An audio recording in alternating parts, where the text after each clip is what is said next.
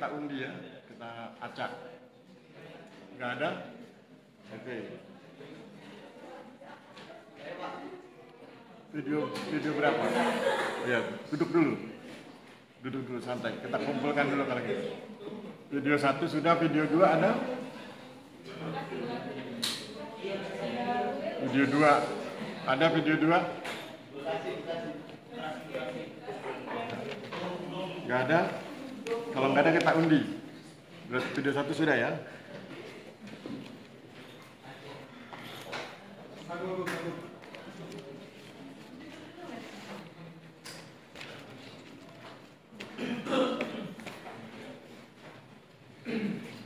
Kalau yang nanti saya sebut sudah pernah ke depan bilang sudah ya, supaya kita bisa gantian dengan yang lain.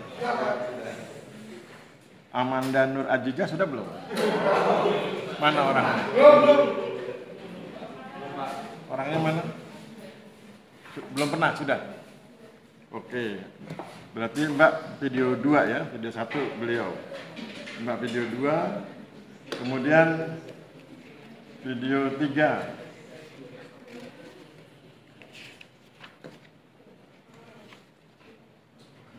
Andi mana? Andi. Kenapa?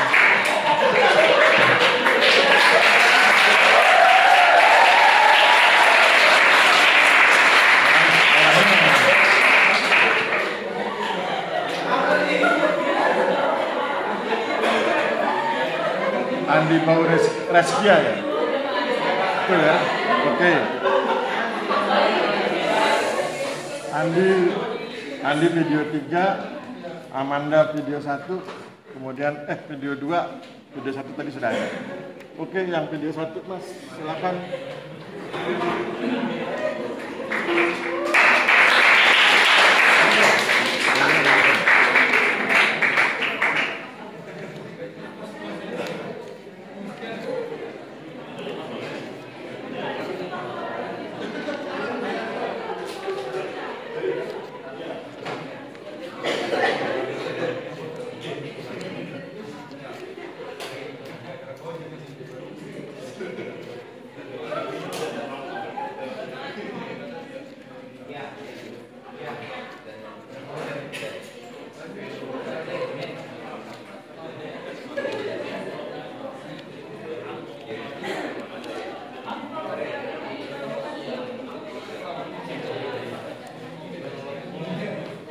Silakan diri kemudian bacakan aja.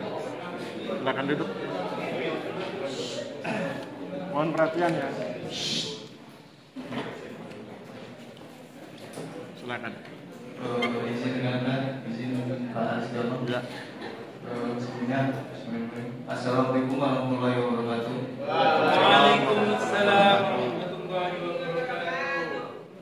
Di sini saya akan membacakan tugas kedua, video 1 tentang PKL di Kabupaten KKNP di Kabupaten Dopu. Poin yang pertama yang saya dapatkan di video 1 yang pertama, terjadinya perubahan kebijakan di setiap tahun dalam pelaksanaan PTSL. Perubahan terjadi karena terjadi ketidakcocokan kebijakan di setiap tahunnya, baik itu menyelesaikan permasalahan ketika setiap tahun berbeda masalahnya, sehingga terjadi perubahan kebijakan di Kabupaten Dopu tersebut. Yang kedua, terdapat masyarakat yang memiliki pendidikan rendah di Kabupaten Dopu, sehingga banyak yang belum mengetahui bidang yang bersertifikat dan bidang yang belum bersertifikat, sehingga perlu adanya sosialisasi terhadap masyarakat. Salah satu sosialisasinya di kegiatan magang di sini yaitu sosialisasi tentang sentuh tanahku yang diberikan oleh tim STPN ketika MBKM di Kabupaten Dopu. KKNP Mas. KKNP.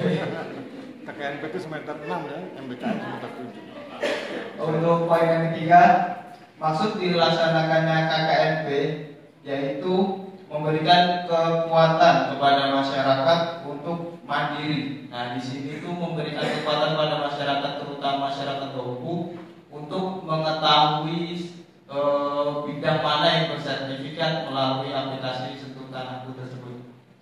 Yang keempat, dalam suatu pekerjaan untuk mencapai tujuan tertentu perlu adanya kerjasama dengan tim yang berkontribusi. Dengan hal ini, Taruna STPN sebagai pemberi informasi dan serta pemerintah desa yang menyalurkan hasil informasi yang diberikan oleh tim STPN tersebut.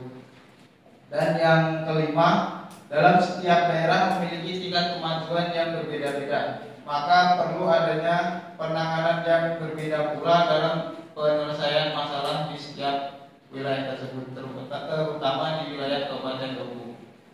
Sekian Bapak poin yang bisa saya dapatkan dari video pertama tersebut. Oke ya. Hari ini Komkes sudah presentasi. Sebetulnya skenario yang saya buat itu hari ini umum. Nanti minggu depan minggu depan pejabat kelas masa umumkan begitu. Tapi karena Komkes sudah muncul, berarti minggu depan 3 itu wakil Komkes, sekretaris, bendahara.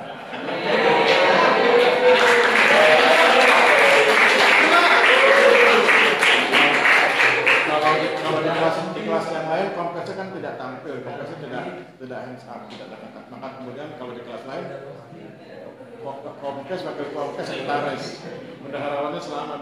Yang kelas ini bendaharawannya tidak selamat. Oke. Terus kemudian kalau Anda perhatikan isunya kan banyak gitu. Nanti kita akan minta beliau yang mana isu yang mau dipilih. Ada sekian banyak. Yang mana Mas? Yang mau dipilih isunya itu? Isu yang saya pilih itu Pak, sosialisasi terhadap masyarakat mengenai aplikasi Sentuh Tanahku. Oh ya, berarti sosialisasi aplikasi Sentuh Tanahku ya. Oke.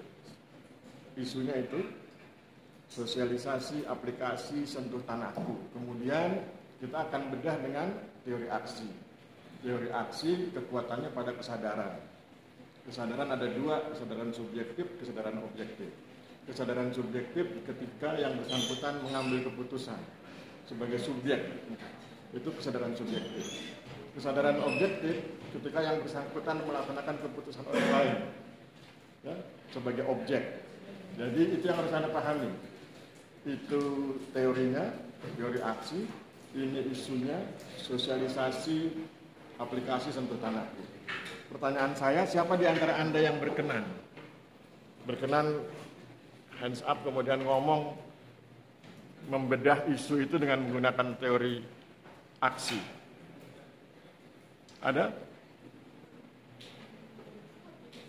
Masa nggak ada? Kalau nggak ada, di bagian mana sulitnya? Kalau misalnya Anda merasa kesulitan, angkat tangan dulu, kemudian berdiri, jelaskan. Pak, bagian ini yang sulit, nanti saya akan jelaskan. Tugas saya itu membuat Anda mudah ya, membuat mahasiswa mudah memahami konsep, memahami teori. Jadi kalau Anda merasa ada yang sulit, angkat tangan saja, kemudian omong. Bagian ininya sulit Pak, kemudian saya jelaskan. Contoh ya, seringkali mahasiswa itu salah ketika membahas tentang teori aksi. Misalnya tadi pengalaman di kelas yang lain itu, ketika bicara tentang teori aksi yang basisnya kesadaran subjektif dan objektif, dia keliru memaknai kata subjektif dan objektif. Subjektif dia maknai sebagai subjek, objektif dia maknai sebagai objek. Sehingga kemudian muncul istilah sebagai subjek dan objek. Maka kemudian yang dia bahas bukan kesadarannya, tapi para pihaknya. Mahasiswa sebagai subjek, masyarakat sebagai objek, kemudian selesai. Sehingga tidak muncul kesadarannya, tidak muncul pembahasan tentang kesadaran. Padahal kan kekuatannya teori aksi itu di kesadaran. Itu kesalahan pertama. Kesalahan kedua, mahasiswa terpeleset memaknai subjek dan objek dalam konteks fakta. Ada fakta subjektif, ada fakta objektif. Fakta subjektif itu fakta yang kemudian dimaknai oleh seseorang atau pihak tertentu secara subjektif. Itu namanya fakta subjektif. Fakta objektif, fakta yang realitas lapangan, yang ada di lapangan. Itu juga bias, karena ketika kita ngomong teori aksi, kita ngomongnya bukan itu, kita ngomongnya kesadaran. Seseorang mengerjakan sesuatu kan karena dia sadar. Seseorang mengambil keputusan karena dia sadar.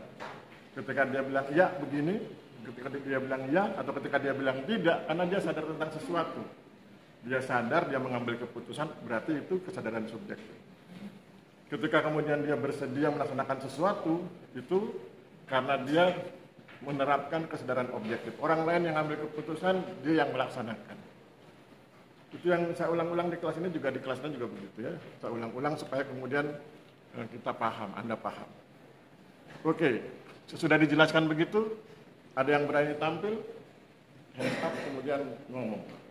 Saya akan dengarkan. Ya, silakan Mas. Diri aja. Karena kalau Anda duduk nggak kelihatan di sini. Terima kasih. Susah membedakannya.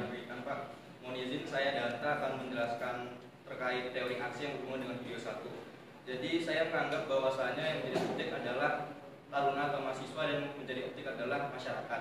Namun di sini saya tekankan bahwasanya para taruna itu sebagai subjek karena mereka sadar bahwasanya mereka melakukan KKNP itu adalah dalam rangka perbaikan data, yaitu pada bidang tanah yang belum sesuai ataupun subjek yang belum sesuai, sehingga pada suatu momen di mana mereka juga melihat suatu kesempatan di mana pemerintah, yakni Kementerian ATR BPN, melakukan pembukaan kembali bidang tanah yang sudah divalidasi pada tahun 2021 dalam rangka menunjang sertifikat elektronik, dan ada kemungkinan Kementerian ingin melakukan verifikasi verifikasi ulang terhadap bidang tanah yang ada, sehingga para taruna itu memiliki kesadaran bahwasanya oh iya, Kementerian ini punya yang namanya aplikasi Sentuh Tanahku, yang di situ berisikan berbagai macam fitur bagaimana nantinya masyarakat itu bisa mengetahui sendiri loh bidang tanahnya mereka yang sudah divalidasi itu mana saja dan sebagainya, sehingga cara mereka yaitu mensosialisasikan aplikasi tersebut dengan cara mengajarkan kepada masyarakat, oh begini ternyata caranya memakai atau mengetahui atau menggunakan aplikasi Sentuh Tanahku. Dan kedua, yaitu objeknya merupakan masyarakat. Namun di sini saya merasa bahwasanya penjelasan yang disampaikan oleh Masnya itu belum terlalu akurat, karena saya tidak tahu seberapa signifikan masyarakat bisa menggunakan aplikasi Sentuh Tanahku tersebut. Demikian Pak. Oke, terima kasih. Pertama, kritiknya adalah jangan terjebak dengan kata subjek dan objek. Ketika kita sedang bicara teori aksi, kita sedang bicara kesadaran.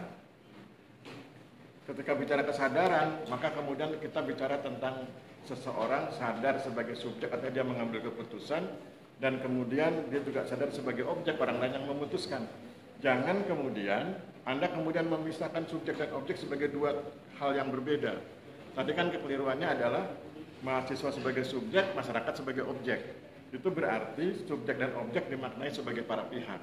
Padahal subjek dan objek itu ada pada diri yang sama. Mahasiswa itu punya kesadaran subjektif dan sekaligus juga punya kesadaran objektif. Masyarakat juga begitu, masyarakat punya kesadaran subjektif dan kesadaran objektif.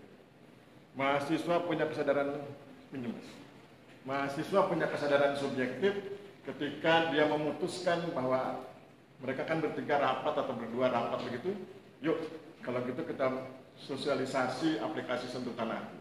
Ketika mereka bilang yuk kita sosialisasi, itu kan pengambilan keputusan. Ketika mereka mengambil keputusan, maka para mahasiswa itu bertindak sebagai subjek.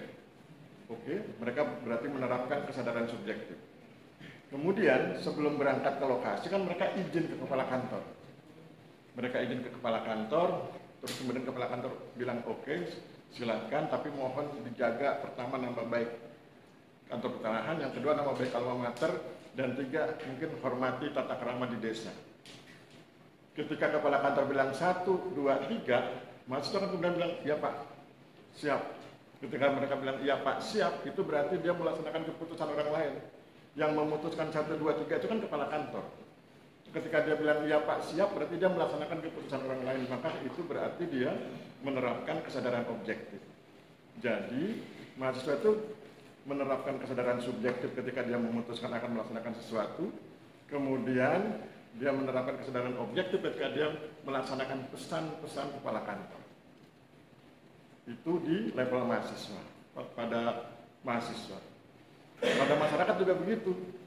Masyarakat juga nanti punya kesadaran subjektif dan kesadaran objektif. Ketika mahasiswa mengundang masyarakat untuk hadir di acara pertemuan, kemudian tentu melalui kepala desa dan lain-lain, Maka kemudian kan masyarakat berpikir, saya ikut hadir atau tidak hadir, saya datang atau tidak datang. Ketika mereka memutuskan datang atau ketika mereka memutuskan tidak datang, itu berarti masyarakat sedang menerapkan kesadaran subjektifnya. Oke, kemudian sebagian datang, sebagian tidak datang. Sekarang kita lihat yang datang. Yang datang kan sudah mengambil keputusan untuk datang, kesadaran subjektif. Nah, ketika datang di acara pertemuan seperti ini, kemudian moderator ngomong, Bapak Ibu sekalian yang saya hormati, kita akan melaksanakan diskusi, mohon diperhatikan tata cara sebagai berikut. 1, 2, 3. Misalnya kalau ingin bertanya angkat tangan dulu dan lain sebagainya. Itu kan keputusan itu dibuat oleh moderator. Kemudian disampaikan ke floor, ke audiens kemudian diam kan tanda setuju ya. Diam, setuju berarti kemudian ketika mereka setuju dengan tata cara itu, berarti masyarakat menerapkan kesadaran objektif. Jadi masing-masing pihak punya kesadaran subjektif, punya kesadaran objektif. Yang penting buat Anda adalah Anda harus menjelaskan kapan mahasiswa menerapkan kesadaran subjektif, kapan objektif. Begitu juga masyarakat, kapan masyarakat menerapkan kesadaran subjektif, kapan objektif.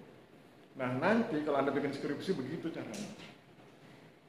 Anda pilih isunya, bisa pengadaan tanah, bisa RH, bisa PTSL, bisa penerapan aplikasi tertentu. Kemudian Anda sebutkan lokasinya di mana, para pihaknya siapa yang melakukan apa, begitu mungkin ada 2 atau 3 pihak. Kemudian Anda jelaskan masing-masing pihak punya kesadaran subjektif dan objektif. Kemudian nanti dibuat secara teoritis, kesadaran objektifnya begini begitu. Kemudian nanti dicek di lapangan, wawancarai masyarakat sehingga ketahuan, oh kesadaran subjektif yang real, yang nyata di lapangan seperti ini, kesadaran objektifnya seperti ini. Pihak 1 begini, pihak 2 begini, pihak 3 begini. Sehingga kemudian nanti disusun sebagai satu naskah sekitar 80 sampai 100 halaman jadi skripsi. Ya, begitu. Jadi itu cara menggunakan teori untuk membedah isu tertentu. Nah, isu itu nanti Anda tentukan ketika Anda bikin skripsi. Gitu ya. Oke, sekarang kita dengarkan, sebelum dibubarkan, kita dengarkan narasumber 1 mereview yang kita diskusikan. Silakan Mas, review. Terima kasih Bapak waktunya. Review dikit dari Pak Aristono, di mana bahwa teori aksi itu ada 2, kesadaran subjektif dan kesadaran objektif. Di sini tidak kita memandangnya dari objek dan subjeknya, tapi dari kesadaran itu sendiri. Kesadaran itu dimiliki di setiap orang. Jadi satu orang itu memiliki 2 kesadaran, baik itu subjektif dan objektif. Pada kasus di Kabupaten Dombo ini, kesadaran subjektif itu yang pertama itu di pihak Taruna STPN, di mana subjektif dia terdapat suatu permasalahan di Kabupaten Dombo yang menyebabkan mahasiswa STPN membuat suatu dobrakan. Di sini salah satunya adalah akan mensosialisasikan Smart PTSL kepada masyarakat. Nah, kemudian Taruna STPN juga memiliki kesadaran objektif, di mana sebelum turun ke lapangan dia harus meminta izin kepada instansi yang terkait, yang di sini adalah kantor BPN, di mana dia harus izin kepada kepala kantor bahwasanya dia ingin melakukan suatu sosialisasi kepada masyarakat, sehingga dia perlu persetujuan. Ketika mendapatkan persetujuan dan terdapat peraturan yang harus ditaati oleh si taruna tersebut, maka secara otomatis taruna tersebut melakukan kesadaran objektif untuk melakukan suatu peraturan tersebut. Sedangkan di masyarakat sendiri kesadaran subjektif, di mana masyarakat berhak mengikuti atau tidaknya sosialisasi yang diadakan. Dan yang kesadaran objektif yang dimiliki masyarakat, masyarakat melaksanakan apa yang telah diberikan ketika sosialisasi tersebut, terutama di aplikasi Smart PTSL tersebut. Sekian Pak. Terima kasih. Oke, aplikasinya keliru ya. Oh ya, Oke, aplaus buat narasumber 1.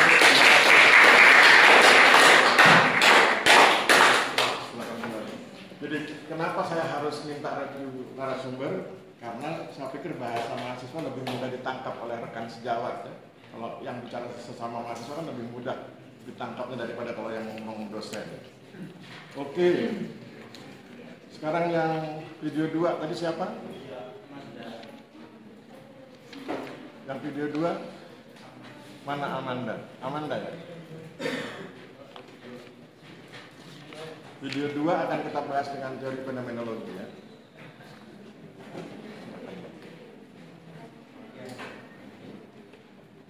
Assalamualaikum warahmatullahi wabarakatuh. Waalaikumsalam warahmatullahi wabarakatuh. Ini saya akan membacakan tugas yang kedua yang berjudul KKN di Kabupaten Buleleng. Poin yang pertama, banyak referensi yang menyebabkan tumpang tindih dalam pemetaan. Poin yang kedua, filosofi dalam KKN ini sesuai dengan ayat yang pertama karena melalui pengalaman ini mahasiswa dapat mengaplikasikan pengetahuan mereka dalam kehidupannya. Poin yang ketiga, untuk pengkosongan data, upaya pemetaan dilakukan menggunakan referensi Google dan yang keempat, tim memakai aplikasi gratis bernama Explanet untuk pemetaan. Poin yang kelima, saat pengambilan data menggunakan tim masih kurang cepat dalam menjelaskan. Terus isunya apa? Apa isu yang mau kita bahas, yang mau kita bedah? Itu kan banyak isunya, yang mau kita bedah isu yang mana? Masih banyak tumpang tindih dalam pemetaan sehingga masih menggunakan referensi Google. Pertama panjang, saya nggak disingkat, agak ditendekkan kalimat. Ada tumpang tindih dalam pemetaan. Tumpang tindih pemetaan, tumpang tindih dalam pemetaan. Tumpang tindih apa yang bidang tanah? Oke ya, jadi isu yang mau dibahas oleh narasumber 2, tumpang tindih pemetaan bidang tanah itu ya. Ya, itu isunya. Tumpang tindih pemetaan bidang tanah. Kemudian teori yang akan kita gunakan teori fenomenologi. Teori fenomenologi itu kekuatannya pada norma. Kenapa ada norma? Agar masyarakat semakin berkemajuan, ya. Semakin baik, bisa eksis, bisa berkelanjutan. Itu dibutuhkan norma. Norma itu macam-macam, dari mulai norma sosial, norma hukum, norma agama, norma adat, norma budaya, dan lain-lain. Siapa di antara Anda yang berkenan memberi komentar? Isunya adalah tumpang tindih pemetaan. Apa? Tumpang tindih? Tumpang tindih pemetaan bidang tanah. Jadi petanya tuh overlap lah kira-kira gitu ya, tumpang tindih pemetaan bidang tanah. Si A dengan si B bidang tanahnya overlap. Kira-kira begitulah. Isunya tumpang tindih pemetaan bidang tanah. Teori yang akan digunakan teori fenomenologi. Siapa di antara Anda yang bersedia komentar? Atau dibalik, kalau ada kesulitan, bagian mana yang sulit? Bagian mana yang membuat Anda sulit berkomentar dari isu dengan teorinya itu? Ada? Ya, silakan Mas. Diri Mas ya. Terima kasih atas kesempatan yang diberikan. Saya ingin mengomentari terkait isu yang diikuti oleh narasumber, yaitu tumpang tindih, Pak. Ya, tumpang tindih pemetaan bidang tanah. Kalau dikaji dengan teori fenomenologi sesuai yang tadi Pak sampaikan, yang berkaitan dengan norma, barangkali norma yang cocok terkait dengan tumpang tindih itu norma hukum, Pak. Karena tumpang tindih tersebut secara hukum yang berlaku di keagrarian pertanahan itu tidak dibenarkan karena dari tumpang tindih tersebut itu berpotensi mengakibatkan konflik dan sengketa, sehingga salah satu solusi ataupun alternatif yang ditawarkan dari KKN tersebut itu juga bisa dikaji melalui teori fenomenologi, yaitu tentang pengalaman pribadi dari taruna tersebut, ilmu yang didapatkan di kampus diaplikasikan di kantor berupa research atau referensi, sehingga itu memitigasi terkait adanya tumpang tindih. Terima kasih. Ya, jadi fokusnya di norma hukum ya. Ada lagi yang lain yang bisa usul selain norma hukum, norma apa? Sudah dibuka pintunya ya, tinggal kita masuk. Pintunya sudah dibuka. Jadi cara membedahnya itu ada isunya, lihat normanya. Beliau tadi lihat, oh norma hukum, karena kalau itu dibiarkan bisa terjadi sengketa, konflik, dan itu bermasalah secara hukum. Dan kalau itu dibiarkan juga pelaksana tugasnya bisa digugat itu di pengadilan karena dianggap merugikan orang lain. Ada yang punya pendapat selain norma hukum, norma apa lagi?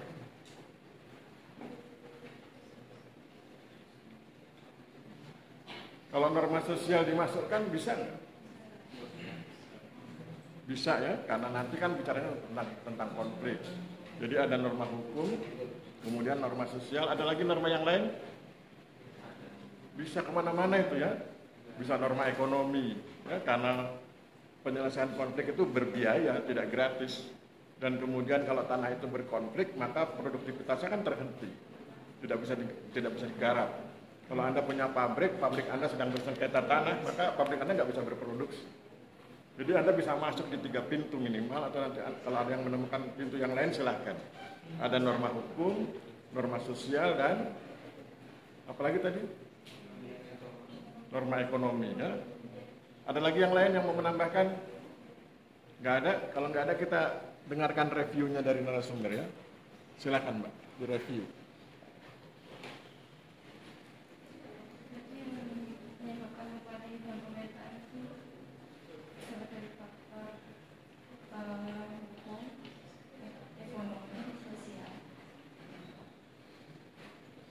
Bisa dijelaskan hukum apanya, sosial apanya, ekonomi apanya?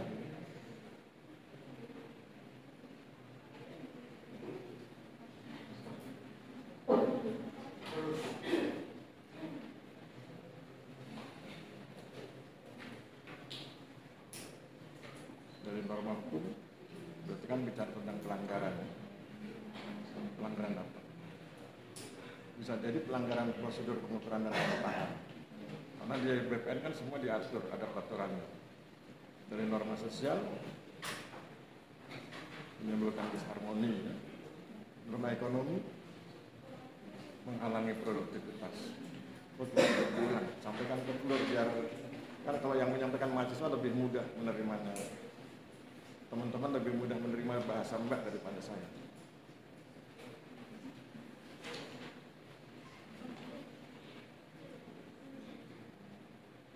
Bisa?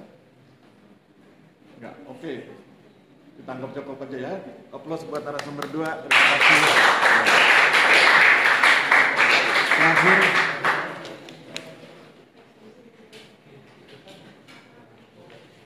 Terakhir siapa tadi? Oh ya, Andi.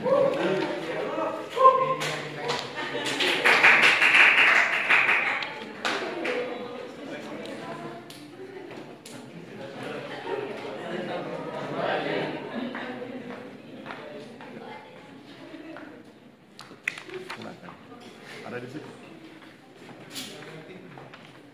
Ya, kita dengarkan ya.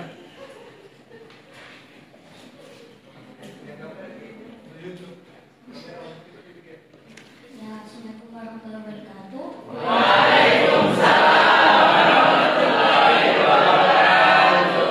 Banyak sekali penggemarnya. Oke Mbak, silakan. Kuliah kerja nyata di Kabupaten Bekasi. Poin pertama, membuat peta potensi lahan sengketa. Peta yang paling diandalkan atau digunakan oleh kantor sejauh ini, karena kantor belum ada mitigasi terkait pelayanan pendaftarannya.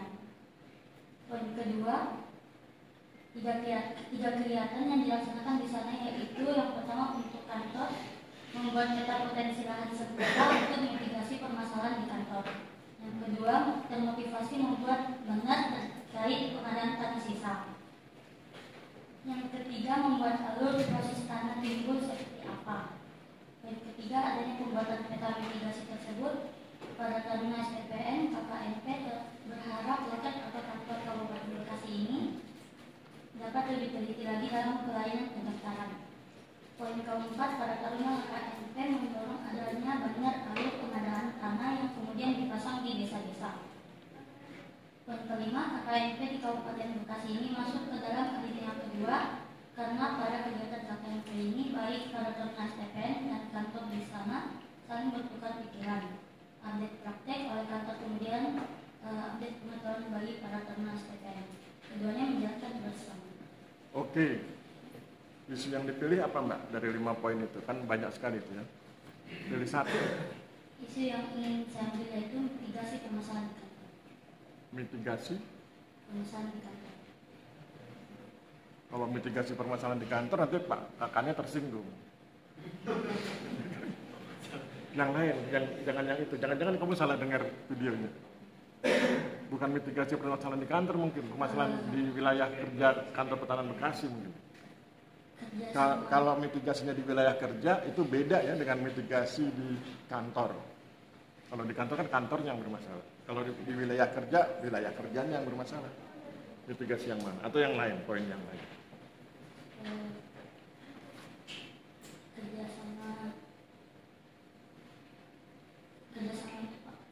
Membuat peta potensi lahan sengketa.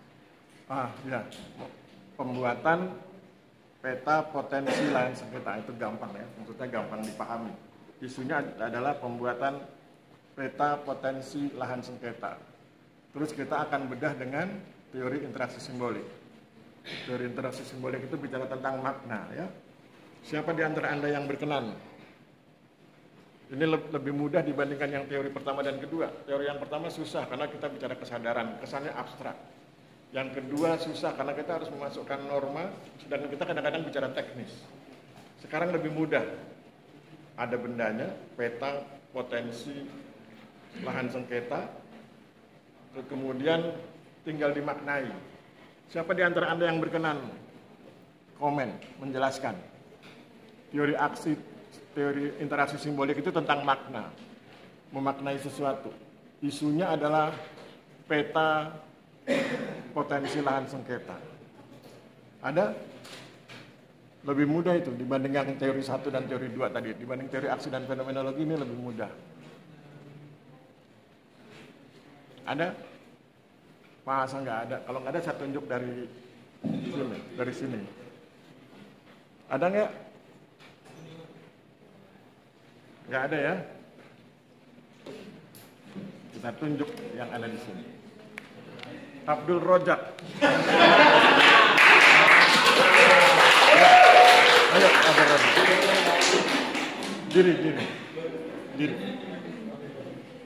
Diri aja. Pokoknya ngomong, nanti kalau salah saya perbaiki. Kalau salah saya perbaiki, kalau sulit saya bantu. Ya. Ayo diri. Berdiri dulu. Kelamaan konsultasinya. Diri dulu, ya. Ya, ngomong. Ayo.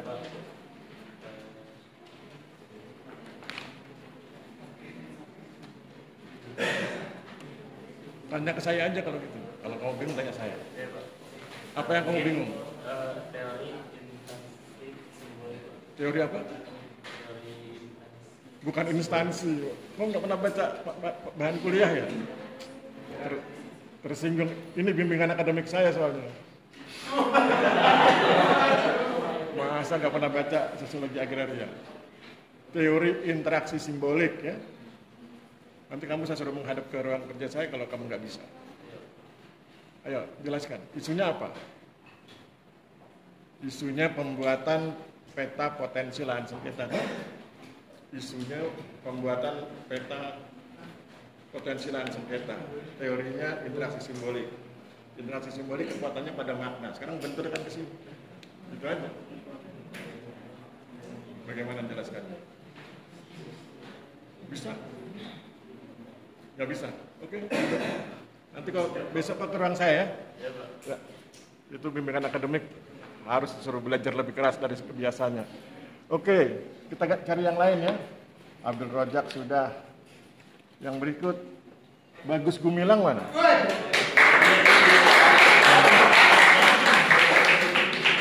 Yang mana orang? Oh, diri Mas. Bagus Gumilang. Berdiri dulu, kalau bingung tanya saya. Ya. Bisa? Bisa komentar? Kalau nggak bisa, pertanyaan saya, apa yang membuat kamu nggak bisa komentar? Nanti saya bantu. Misalnya, oh Pak, saya nggak tahu isunya, saya sampaikan isunya. Pak, saya nggak tahu teorinya, saya sampaikan teorinya. Pak, saya nggak jelas teorinya, saya jelaskan teorinya. Tapi nanti kamu gilirannya membenturkan itu. Ketika membenturkan, mainkan logika ya. Seperti tadi yang norma itu kan dia mainkan logika itu. Oh ini hukum. Terus yang aksi juga tadi begitu. Ayo Mas, bagus Gumilang. Saya ingin Anda semua punya kemampuan yang sama ya. Jadi makanya saya serius. Tadi mengenai teori interaksi simbolik, Pak. Ya. Interaksi simbolik merupakan sebuah pergerakan dalam sosiologi yang berfokus pada cara-cara manusia membentuk makna dan susunan dalam masyarakat melalui percakapan. Oke, terus Sebuah tindakan sosial melibatkan sebuah hubungan dari 3 bagian, yaitu gerak tubuh awal dari salah satu individu, respon dari orang lain terhadap gerak tubuh tersebut, dan sebuah hasil. Hasilnya adalah arti tindakan tersebut bagi pelaku komunikasi. kalau kamu ngomong berdasarkan itu, gadget yang kamu baca itu enggak kontekstual. Karena kamu motifnya mungkin beliau yang nulis di situ sedang bicara sesuatu yang sesuatunya itu enggak kontekstual dengan yang kita diskusikan hari ini. Hari ini kita sedang diskusi pembuatan peta potensi lahan sengketa. Saya minta kamu membedah dengan teori aksi. Kalau saya minta kamu membedah dengan teori aksi, jangan kamu kutip semua percakapan tentang teori interaksi simbolik ya. Saya minta kamu membedahnya dengan teori interaksi simbolik. Kalau saya minta kamu membedah dengan teori interaksi simbolik, jangan kemudian semua percakapan di gadget itu kamu bacakan. Karena tidak semuanya relevan. Yang relevan itu adalah teori interaksi simbolik itu kekuatannya pada makna. Kamu mainkan langsung di situ, di pemaknaan itu. Caranya adalah pertama tentukan para pihak. Tentukan para pihak. Siapa yang membuat peta lahan sengketa dan pihak mana yang kemudian bisa mendukung atau kemudian justru memanfaatkan peta itu. Siapa yang membuat peta, siapa yang mendukung dan siapa yang memanfaatkan.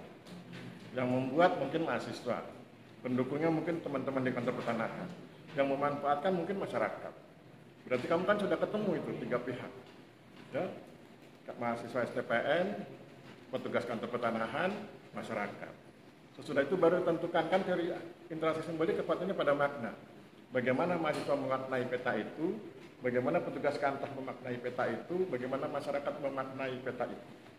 Gitu. Nah sekarang kamu cerita, menurut jalan pikiranmu dengan logikamu itu, kira-kira kalau mahasiswa STPN memaknai peta itu bagaimana? Apa makna peta potensi lahan sengketa itu bagi mahasiswa STPN yang sedang KKNP itu? Itu cara membedahnya begitu ya. Buat para pihaknya, kemudian tempelkan makna di masing-masing pihak. Ayo Mas. Kalau kamu jadi mahasiswa KKNP, kemudian kamu buat peta potensi lahan sengketa, kira-kira kamu memaknai peta itu sebagai apa? Apa yang kamu maknai dari peta itu? Kamu bayangkan kamu mahasiswa itu ya, mahasiswa yang sedang KKNP. Apa? Apa makna peta itu buat kamu? Berarti solusi loh. Ya, bagi mahasiswa peta itu solusi. Bagi petugas kantor pertanahan, bagi teman-teman di kantor, apa makna peta itu?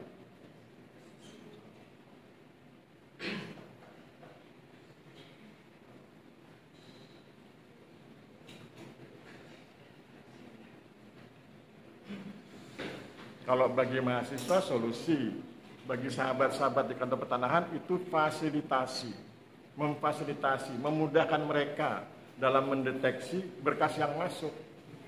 Misalnya ditentukan ini daerah merah, kuning, hijau begitu. Kalau ada berkas masuk di daerah merah, oh berarti ini harus diwaspadai. Ini daerah potensi sengketa. Ya, jadi bagi mahasiswa itu solusi, bagi teman-teman di kantor itu fasilitasi. Bagi masyarakat apa? Ayo, kalau ada yang mau itu untuk ini dulu, kalau ada yang mau bantu urun rembuk, tapi kita dengar dia dulu ya.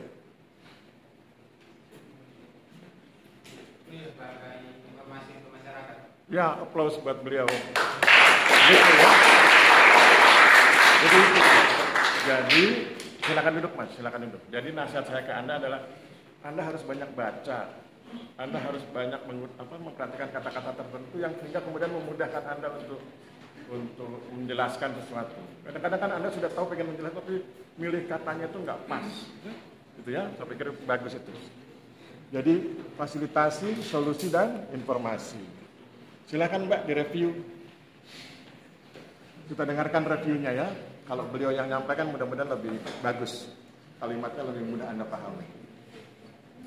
Dengan adanya peta potensi lahan sengketa, jika dikaitkan dengan teori interaksionisme simbolik, yaitu hubungan yang terjadi secara antara manusia dan masyarakat dengan individu.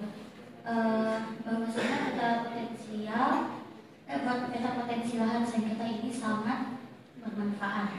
Dengan kantor Bekasi yang menyediakan peta potensi lahan sengketa sehingga memudahkan pengetahuan bagi kantor, juga dengan untuk lebih teliti mengenai tanah-tanah di sana yang sekiranya bersengketa. Itu review bukan? Bukan review ya, karena tidak ada kata yang diulang. Tidak ada yang tadi kata pentingnya fasilitasi, solusi, informasi nggak beliau sampaikan, berarti bukan review. Dia cerita baru itu ya. Nggak apa-apa, kita aplaus dulu buat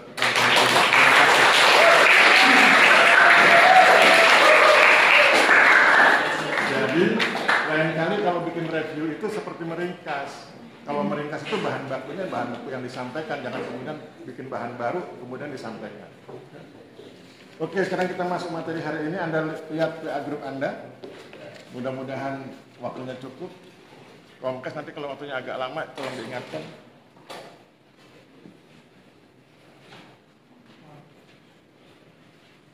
Sosiologi pertemuan 3 ya, sosiologi agraria.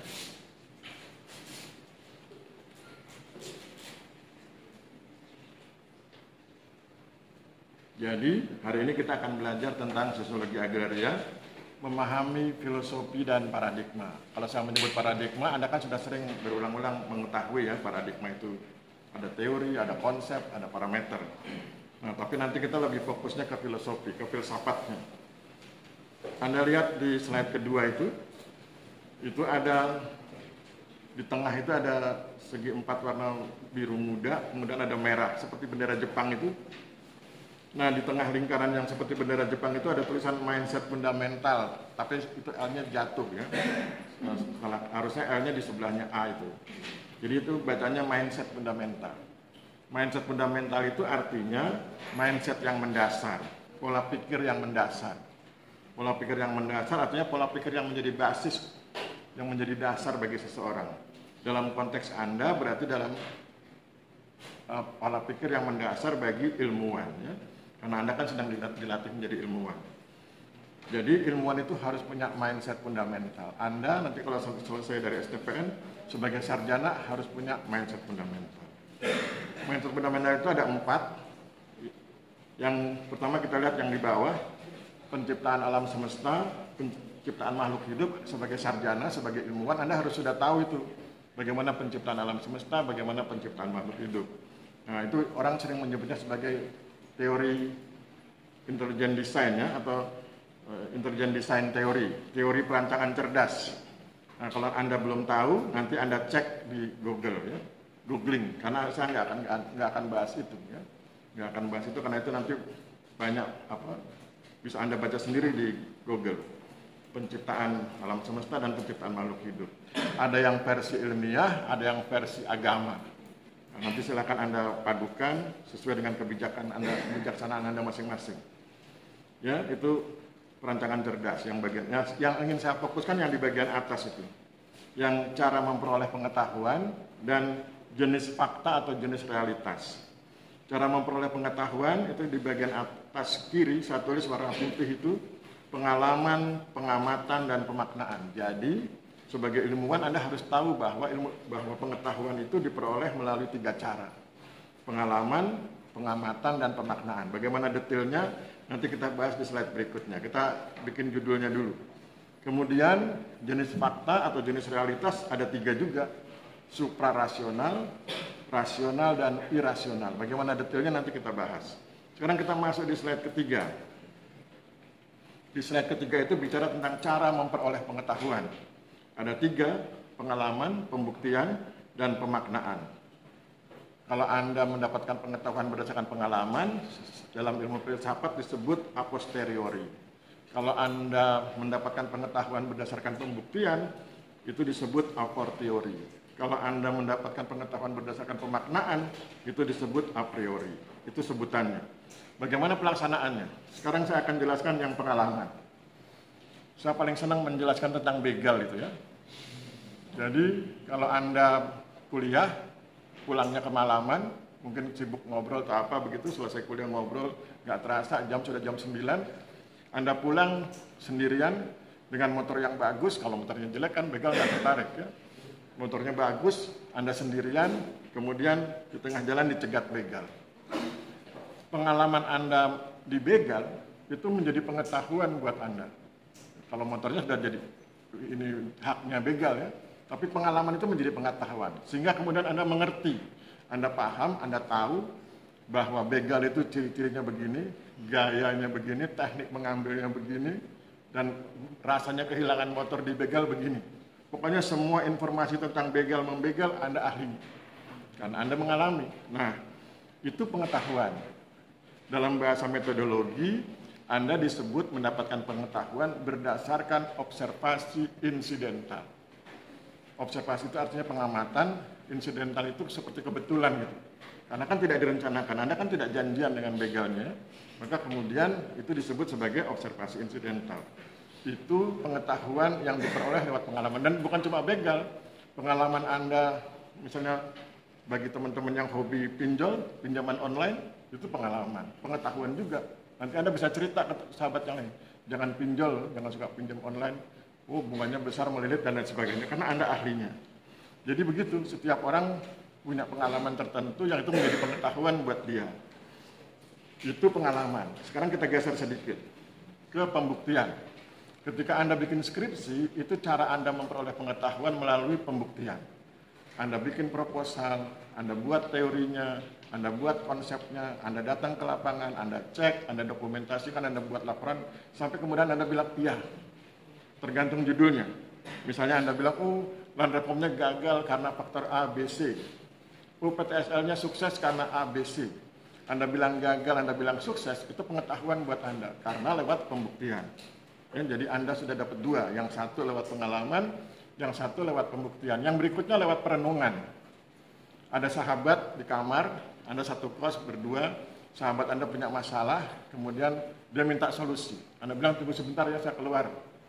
Anda di luar merokok begitu, bagi yang merokok ya, kalau yang nggak merokok minum kopi. Nah, kemudian merenung kira-kira bagaimana solusinya untuk membantu sahabat yang tadi di kamar punya masalah. Kemudian tiba-tiba, yes, Anda dapat solusinya. Kemudian Anda sampaikan kepada yang bersangkutan, Anda jelaskan bla bla bla, kemudian yang bersangkutan bisa menerima, tenang, kemudian bisa diselesaikan. Itu berarti lewat pemaknaan. Jadi Anda sudah punya 3 itu. Pengetahuan Anda bisa Anda peroleh lewat pengalaman, pengetahuan Anda bisa Anda peroleh lewat pembuktian, pengetahuan Anda bisa Anda peroleh lewat pemaknaan. Anda merenung, Anda memaknai sesuatu, kemudian ambil keputusan, itu juga pengetahuan. Itu kalau terpisah. Nah, di STPN, di kampus, di sekolah, di perguruan tinggi, 3-tiganya itu dimainkan oleh kampus.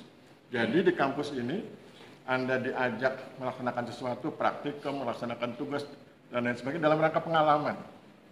Anda presentasi, Anda komentar, berdiri, hands up, kemudian ngomong, salah, diperbaiki, itu pengalaman.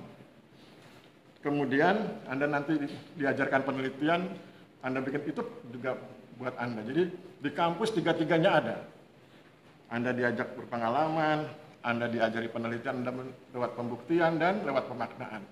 Ya, kadang-kadang kan Anda diminta mencari solusi, meskipun kemudian Anda belum pernah penelitian tentang itu dan belum pernah mengalami tentang itu. Tapi kan Anda kemudian punya kemampuan memaknai, punya kemampuan merenungkan sesuatu. Kan ada referensi yang di kepala Anda yang pernah baca ini, pernah baca itu menjadi referensi. Ya.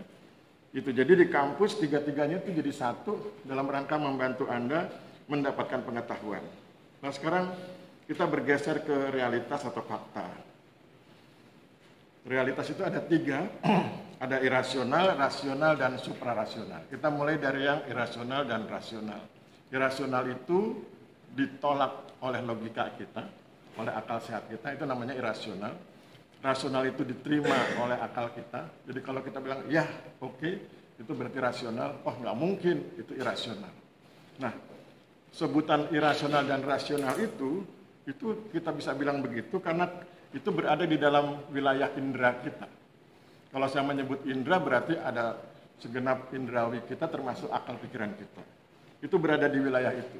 Jadi kita boleh menyebut irasional, boleh menyebut rasional sesuai dengan pandangan kita karena itu berada di wilayah indera, mampu ditangkap oleh indera. Tetapi Anda harus mengerti bahwa ada hal-hal yang berada di luar indera kita. Itu yang kemudian menjadi wilayahnya teman-teman teologi, teman-teman agama. Ya, ketika saya menyebut surga, neraka, apa segala macam yang berhubungan dengan agama, itu berarti ada di wilayah teologi, di wilayah agama. Itu juga sesuatu yang fakta, itu juga sebuah realitas. Nanti kalau Anda belajar lebih dalam di ilmu filsafat, Anda akan mengetahui bahwa realitas itu disebut sebagai noumena. Realitas itu disebut noumena. Bagaimana dengan fenomena, Pak Aris? Fenomena itu bagian kecil dari realitas. Fenomena itu realitas yang mampu ditangkap indera. Noumena realitas keseluruhan. Jadi kalau nanti digambar, kalau dibuat gambarnya, kira-kira fenomenanya itu kecil sementara noumenanya besar. Artinya banyak hal-hal yang di luar kemampuan indrawi kita. Kenapa hal ini perlu diajarkan di kampus? Agar sebagai ilmuwan, nanti Anda tidak terlalu besar kepala, tidak sombong. Seolah-olah Anda menganggap ini semua sudah Anda pahami, padahal masih banyak hal yang belum Anda pahami, termasuk hal-hal yang di luar jangkauan indera. Nah, kapan hal-hal yang berada di luar jangkauan indera itu masuk ke dalam indera Anda? Kalau lihat di gambar ini, hal-hal yang awalnya suprarasional itu nanti akan diajarkan oleh para tokoh. Tentu awalnya para orang-orang suci ya, nabi dan lain sebagainya. Kemudian ketika para orang suci itu sudah tiada, digantikan oleh penerusnya, para ulama, para pendeta, para pastor, para rabi. Nah, mereka diajarkan pelan-pelan ke kita, sehingga kemudian lama-lama kita paham. Ketika kita paham itu menjadi realitas yang seolah-olah sudah masuk ke dalam wilayah indrawi kita. Padahal sebetulnya itu berada di luar. Ya. Kalau saya sebagai muslim misalnya, ketika Ustadz ngomong tentang surga neraka, seolah-olah saya sudah paham itu. Seolah-olah itu bagian dari yang sesuatu yang sudah tertangkap di indera saya. Padahal kan belum. Saya kan belum tahu. Tapi itu cara kita mendapatkan pengetahuan. Ya. Jadi pengetahuan itu yang awalnya suprarasional bisa digeser ke rasional atas bantuan orang-orang suci, atas bantuan tokoh-tokoh agama. Dan itu penting supaya Anda paham bahwa noumena itu besar, fenomena kecil, dan Anda hanya bermain di wilayah fenomena. Oke, kita lanjut berikutnya tentang value, tentang nilai. Kalau saya menyebut value, nilai, itu berarti kita sedang bicara tiga hal. Kebaikan, kebenaran, dan keindahan. Kalau saya menyebut value tentang nilai, itu berarti kita sedang bicara tiga hal. Kebaikan, kebenaran, dan keindahan. Nah sekarang ketika bicara ilmu, ada tiga paradigma yang berbeda satu dengan yang lain. Kita mulai dari yang paling ekstrim, paradigma positivistik. Paradigma positivistik itu beranggapan bahwa ilmu itu harus bebas nilai. Ketika kita ngomong ilmu, nggak usah bahas tentang kebenaran, keindahan, kebaikan. Nggak usah, tapi baca saja objektivitasnya.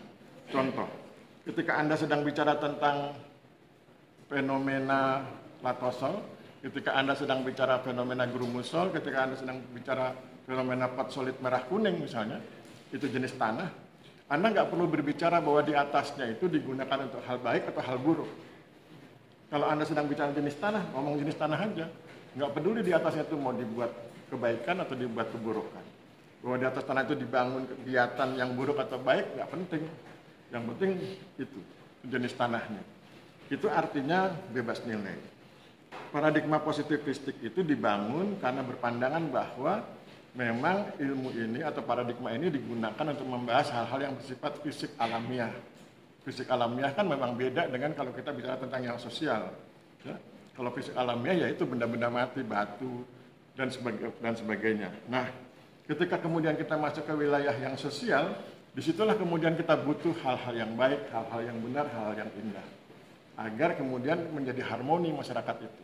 Nah, ketika kita bicara tentang kebaikan, kebenaran, keindahan, ketika kita kemudian bicara bahwa ilmu itu harus bernilai, itu berarti Anda berada di wilayah paradigma ideologis. Kalau yang paradigma positivistik, ilmu itu bebas nilai. Yang paradigma ideologis, ilmu itu harus bernilai. Nah, berarti kan ada dua kutub itu. Maka kemudian ada yang di tengah, yang moderat, yaitu paradigma relasional. Paradigma relasional itu bicara bahwa ilmu itu berelasi dengan nilai. Jadi semacam pertengahan, moderatnya dari yang dua kutub tadi. Itu tentang ilmu dan value, tentang nilai. Kemudian kita bahas yang segitiga yang di slide ke-11. Di slide ke-11 ada segitiga itu, ada tulisan ontologi, epistemologi, aksiologi. Nah, nanti kalau Anda bikin skripsi atau karya ilmiah, 3 hal itu harus ada. Kalau Anda bikin karya ilmiah atau skripsi, ada ontologinya, ada epistemologinya, ada aksiologinya. Ontologi itu ilmu tentang ada, itu tentang hakikat sesuatu. Epistemologi itu ilmu, tentang cara memperoleh pengetahuan. Dan aksiologi bicara tentang manfaat sesuatu. Nah, nanti kalau Anda bikin karya ilmiah, 3-tiganya harus ada. Contoh, Anda ingin ngomong soal reforma agraria, maka letakkan reforma agraria di segitiga itu di bagian tengah. Kemudian lihat ke atasnya ontologi, hakikat sesuatu, maka Anda jelaskan hakikat RA itu apa. Definisi RA apa, tujuan RA apa, bagaimana cara melaksanakannya, dan lain sebagainya. Itu berarti ontologi, tentang adanya RA. Kemudian masuk ke yang sebelah kiri bawah, ada epistemologi, bagaimana cara mendapatkan pengetahuan tentang RA. Misalnya, Anda sedang meneliti apakah RA itu di sebuah wilayah sukses atau tidak sukses. Maka kemudian Anda gunakan metode penelitian tertentu untuk membuktikan itu. Berarti itu berada di wilayah epistemologi. Jadi ada isunya, ada teknik mendapatkan pengetahuannya. Epistemologi itu cara mendapatkan pengetahuan, cara mengetahui sesuatu. Kemudian lihat yang di sebelah kanan ada aksiologi, itu manfaat sesuatu. Jadi kalau ngomong soal RA, ada ontologinya, apa itu RA, ada epistemologinya, bagaimana mengetahui tentang sukses atau tidak suksesnya RA, dan ada aksiologinya, apa manfaatnya pengetahuan itu. Apa manfaatnya Anda mengetahui sukses atau tidak sukses.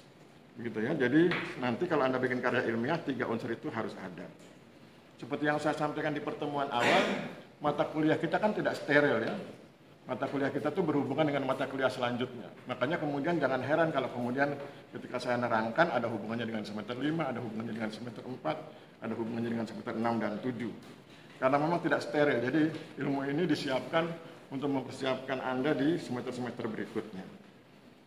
Oke, yang lain nanti Anda baca sendiri. Sekarang saya ingin masuk ke siklus paradigma. Anda lihat di slide ke-14. Di slide ke-14 itu ada judulnya proses masuknya istilah paradigma, tapi saya ingin langsung ke bagian akhir. Thomas Kuhn mengatakan bahwa di masyarakat terdapat siklus paradigma. Jadi paradigma itu mengalami siklus. Ya. Nah, itu nanti tahapannya paradigma pertama, misalnya paradigma apa gitu ya. Kemudian normal science itu kondisi normal, semua orang menguji tentang paradigma itu. Kemudian ada anomali, ternyata terjadi penyimpangan. Kemudian krisis, orang sudah mulai nggak percaya. Kemudian muncul revolusi, timbul gagasan baru, kemudian muncul paradigma baru. Itu siklusnya. Ya. Jadi siklusnya itu paradigma pertama, normal science, anomali, krisis, revolusi pengetahuan ya, bukan revolusi fisik, dan kemudian muncul paradigma baru atau paradigma kedua. Mari kita lihat praktek siklusnya ini di paradigma sosiologi ya. Anda kan tahu ada paradigma fakta sosial yang kemudian muncul paradigma perilaku sosial, kemudian muncul paradigma definisi sosial. Kenapa bisa begitu? Itu yang disebut sebagai siklus. Pertama ada paradigma faktor sosial. normal science, semua orang memuji kehebatan paradigma itu. Kemudian ada anomali, ternyata paradigma itu hanya bicara tentang keseimbangan dan konflik, tapi tidak bicara tentang bagaimana bisa seimbang, bagaimana bisa terjadi konflik. Padahal itu kan sumbernya perilaku. Berarti dia mengabaikan perilaku. Itu yang disebut sebagai krisis lingkaran itu ya di slide ke-17. Nah, ketika terjadi krisis maka kemudian muncul revolusi pengetahuan. Oh, kalau gitu ganti aja paradigmanya menjadi paradigma perilaku sosial. Maka kemudian muncul paradigma perilaku sosial mendampingi paradigma fakta sosial. Memang orang pengen mengganti, tapi kan nggak semudah itu mengganti, tapi akhirnya mendampingi. Jadi paradigma fakta sosial tetap ada, paradigma perilaku sosialnya muncul. Kemudian berikutnya, paradigma perilaku sosial juga kan punya kelemahan, karena dia tidak menjelaskan tentang makna sesuatu. Maka kemudian muncul paradigma berikutnya, paradigma definisi sosial yang kekuatannya pada makna. Itu tentang paradigma sosiologi. Di paradigma konstruk juga mengalami hal yang sama. Paradigma konstruk itu paradigma yang empirik ya. Ada segala macam bidang kehutanan, segala macam termasuk agraria. Sekarang kita masuk ke agraria. Ada paradigma land reform 1960. Kan land reform itu baru ada tahun 1960. Kalau yang 1947 itu land reform lokal ya. Nah, land reform 1960 itu awalnya ketika dia tampil dipuji-puji orang. Karena dia bicara tentang pemberian aset, penguatan aset. Tapi dia lupa tentang akses. Sehingga kemudian pada tahun 2004 dimunculkan paradigma baru, paradigma reforma agraria yang memperkenalkan dua sisi, penguatan aset dan penguatan akses. Itu berarti sudah berganti paradigmanya dari paradigma land reform 1960 menjadi paradigma reforma agraria tahun 2004. Begitu juga pendaftaran tanah. Pendaftaran tanah awalnya adalah paradigma pendaftaran tanah tahun 1961 berdasarkan PP Peraturan Pemerintah Nomor 10 tahun 1961. Itu ruhnya adalah pemetaan desa demi desa. Tetapi kemudian karena cara kerjanya itu bersifat menunggu, orang-orang BPN itu nunggu di kantor, tidak jemput bola, maka kan menjadi lama itu. Sertifikasi tanah lama, targetnya lama sekali tercapai. Maka kemudian muncul paradigma baru, dasarnya adalah PP 24 1997, kemudian muncul paradigma pendaftaran tanah 1997. Itu pun kemudian ketika berproses, itu sudah bagus ya, ada adjudikasi, lebih cepat dari sebelumnya, tapi kemudian itu dirasakan kurang cepat. Maka kemudian muncul paradigma PTSL tahun 2016. Muncul PTSL tahun 2016 lebih cepat lagi dari yang paradigma 1997. Nah, kemudian PTSL berjalan, tetapi ternyata BPN punya kelemahan, SDM-nya terbatas. Padahal targetnya besar. Maka tahun 2023 itu muncul paradigma baru PTS LPM, pemberdayaan masyarakat. Jadi untuk membantu keterbatasan SDM yang ada di kantor pertanahan. Itu tentang paradigma pendaftaran tanah. Ya, saya pikir itu. Sampai di sini ada komentar. Jadi Anda sudah kenal pertama tentang mindset fundamental. Anda tahu bagaimana pengetahuan itu diperoleh. Anda tahu realitas itu ada 3. Kemudian Anda mengerti bagaimana value dalam konteks ilmu. Ada ilmu yang bilang bebas nilai, ada ilmu yang bilang harus bernilai. Kemudian Anda sudah tahu juga ada siklus paradigma. Paradigma itu berubah. Awalnya paradigma fakta sosial, berubah menjadi perilaku sosial, kemudian jadi paradigma definisi sosial. Di agraria juga gitu. Awalnya land reform, sekarang reforma agraria. Awalnya PP pendaftaran tanah 1961, kemudian 97, kemudian 2016, kemudian 2023. Itu paradigma menunjukkan perubahan cara berpikir dalam kerangka besar karena perubahan zaman dan kebutuhan masyarakat. Oke, sampai di situ ada pertanyaan? Pasti nggak ada. Baru jam 17.02. Kita sampai jam 19 ya? Enggak ya? Nanti kena begal ya? Oke. Ada pertanyaan? Kalau nggak ada kita bubar. Jam 17.03. Kalau nggak ada kita bubar ya. Saya pikir cukup. Kita akhiri. Wabillahi taufiq wal hidayah. Wassalamualaikum warahmatullahi wabarakatuh. Salam sejahtera buat kita semua. Terima kasih dan selamat sore.